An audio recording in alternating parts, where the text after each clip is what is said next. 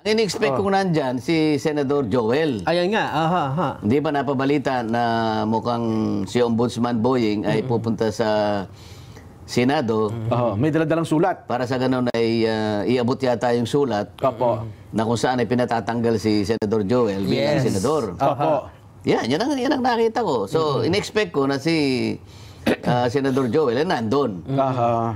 Ay siguro, napansin niya, hindi wala na dapat ipakipagtalo kasi mukhang hindi na ata itutuloy ni Ombudsman Boying ang sulat dahil sa napatunayan na palang na-discovering dismissed na pala yung kaso. ang kaso 2019 pa, yung kasong kinaharap ni Senador Joel Villanueva.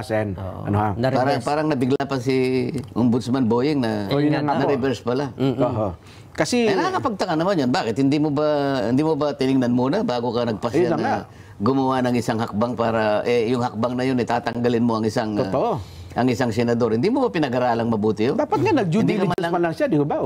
Hindi lang. Pati ba yung mga kasama niya, hindi niya tinanong? Oo, yung tinanong niya, hindi rin alam ng mga kasama. Malamang po. Ang problema saan, may nilabas na clearance September 9, 2025 Ombudsman na wala na nung kaso doon, na pending. Ako ang Iba naman yung clearance.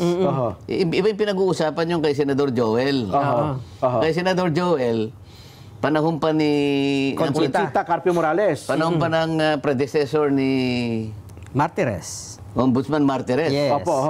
2016 yun, napagkamalan yatang nagkasala si Senador Joel kasi ang pinagbasihan isang parang 10 million nata ng kanyang PIDAP ay pinagamit sa mga Napoles. Yes. Ang problema, yung ginamit na ito, base lang sa mga accounts na nababasa ko. Letterhead. Yung letterhead na ginamit ay Buhay Party List. Samantalang si Senador Joel ay Sibak. At pagkatapos, yung pirma niya yata doon na nag-endorse nga ng project, kinuwestiyon niya sa NBI. Tama po. Napatunayan naman na hindi niya pirma yon. Pineki daw pala. So ito naman kasi, 2016 pa yung order ni Ombudsman Morales.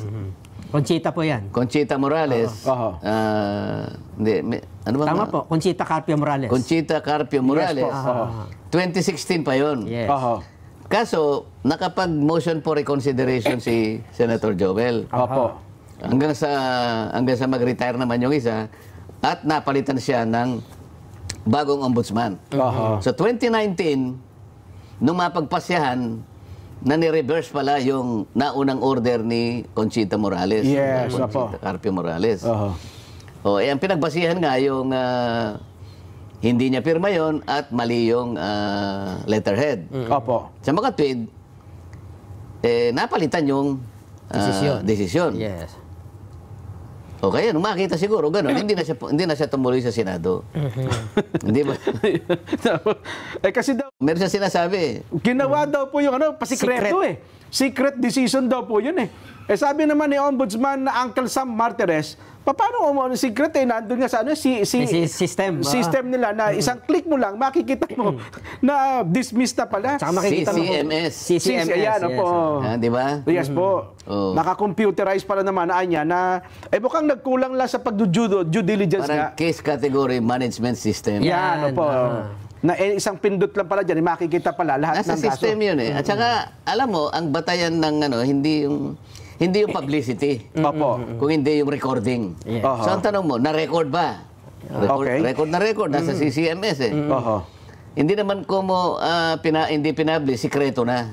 Meron man kasi taong ayaw naman magpapublish. Halimbawa, si Joel, sinabi niya, total, nanalo naman siya. Nagpakatahimik na lang. Tahimik na lang, si Ombudsman Martires naman, tahimik naman yung tao na yun. Wala naman gusto magtanong sa kanya, siguro naman. Nagawa ko na yung tungkulin ko. Sabi niya gano'n, ba't na ako magsasalita? Hindi kagaya ng predecessor niya na babae. Ayan, yung daldal ng daldal yun sinundan mo ng bago ngayon.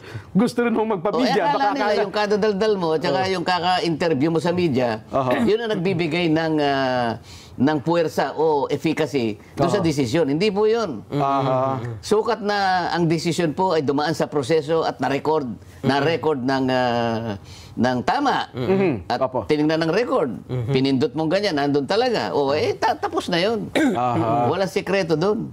Alright mga kababayan, so habang pinapanood ko tong interview ni Senator Marcoleta, no, hindi din mawala sa aking isipan na medyo napahiya din talaga dito si Ombudsman na Boying Remulla, no, dahil nga po sa kanyang mga naging statement, kasi ito ay mahilig magpa-press conference, no, na talagang nakakagulat, no, pati Ombudsman ngayon ay nagpapa-press con na. Although wala namang masama, pero hindi kasi nasanay yung taong bayan na maingay ang Ombudsman, no. Ito ay tahimik na gumagalaw, tahimik na nagtatrabaho ng maayos, no. Ngayon kasi parang kada kibot na lang may pa-press con na. So lagi na sa media. So itong nangyari po sa issue ni Senator Joel Villanueva na nakalkal di umano na matagal na palang na-dismiss, no. Kaya yung mga ganitong bagay mga kababayan, para sa akin dapat pinatatahimik na yung ganitong issue, no. Total tapos naman na din. At mag-focus tayo dun sa totoong issue na kinakaharap talaga ng bansa, which is yung malawakang korupsyon sa paggamit po ng flood control. At yan yung gusto nating marinig bilang isang mamamayang Pilipino na nagbabayad ng buwis at talaga namang lubhang naapektuhan netong malawakang pagnanakaw po ng iilang mga tao dyan sa gobyerno. So nais nating malaman kung sino nga ba yung mga mastermind, no, sa likod ng maanumalyang paggamit po sa infrastructure na kagaya po ng flood control. At gusto natin mabigyan ng accountability and transparency. Ito nga ginagawa po ng ICI, no, na sa pagkakaalam ko mga kababayan, kamakailan yung live ni ambush interview ni Senator Alan Peter Cayetano na tinanong siya ng isa sa mga media doon or reporter na kung ano yung reaction niya na ila-live stream na daw o magiging live na daw po yung investigasyon o yung mga pagdinig sa ICI. Well, natuwa naman po si Senator Alan Peter Cayetano dyan at maging ako, no, na dapat naman talaga at we deserve na malaman talaga on the spot kung ano yung ginagawa nila in real time, upang malaman natin kung saan ba patakbo itong investigasyon sa korupsyon sa flood control. Dahil grabe, makikita nyo itong mga kabataan, itong mga kababayan, mga estudyante po yan ng RTU na lumabas sa kanilang paaralan upang ipahatid yung kanilang mensahe sa pamamagitan po ng pagsigaw, pagsulat sa kanilang mga placards na dapat wakasan na itong korupsyon, no. Dahil grabe, no, unang-unang tatamaan talaga yan mga kababayan, tayong mamamayang Pilipino, tayong mga ordinaryong Pilipino. Imagine ninyo mga kababayan, no, tayo yung nagpapasahod sa mga gobyerno, mga taong nakaupo sa gobyerno, yet tayo ay parang pinapaikot lang na parang circus nga, no, dito sa napakatagal ng issue ng korupsyon sa ating bansa.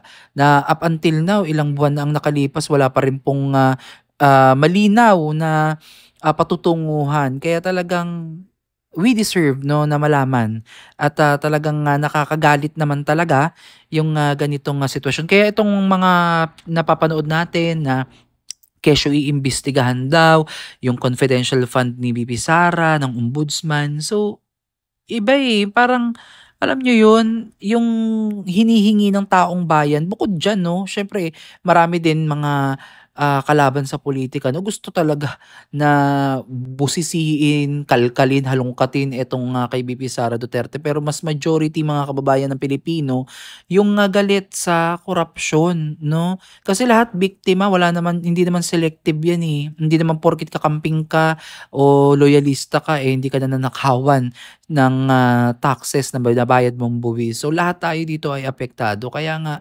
ang nakakalungkot lang na part mga kababayan, talagang sa kulay ng politika nahahati-hati po tayo, no, sa ating mga pananaw at prinsipyo po pagdating sa politika. Hindi po tayo nagkakasundo. Kaya yan yung isa sa mga nakikita kong nagiging daan kung bakit malakas yung loob at medyo nakakampante pa yung mga kawatan dyan sa gobyerno dahil alam nila na hindi tayo nagkakaisa, no? May mga kanya-kanya tayong pinaglalaban na hindi tayo magkaisa. Kaya yung mga sinasabi nila ng people power or what, parang hindi ko nakikita kasi yung pagkakaisa mga kababayan eh.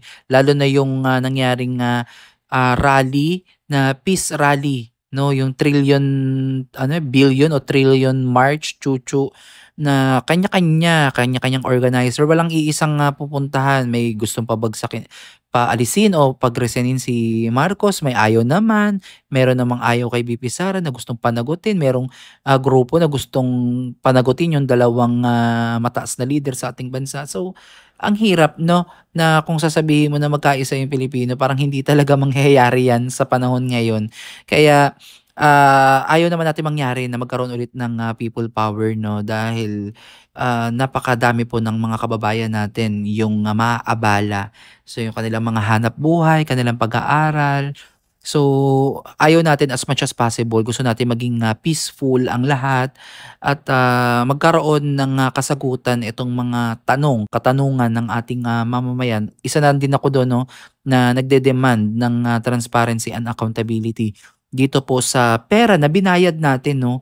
Kasi talagang ibang usapan 'to mga kababayan at hindi biro yung halaga na kanilang kinamkam at marami pang buhay yung nagbuwis, no? Dahil po dito sa flood control scandal. Kaya para sa akin, no, kaysa kumalkal pa ng iba pang mga issue, unahin muna tong flood control, no, upang nang sa ganun ay mabigyan na tayo ng kalinawan at kasagutan at mabigyan ng hustisya yung mga kababayan nating nagbuwis ng kanilang mga buhay, mga kababayan nating nawalan ng mga tahanan, mga kababayan nating nawalan ng kabuhayan at higit sa lahat, mga kababayan nating inosente na nakitilan ng buhay dahil dito sa flood control, no, na kinurakot ng iilang individual sa loob dyan ng gobyerno. So again mga kababayan, ito lang muna yung ating komento dito po sa ating napanood na live interview ni Senator Marcoleta. Again, maraming salamat mga kababayan at God bless po sa inyong lahat.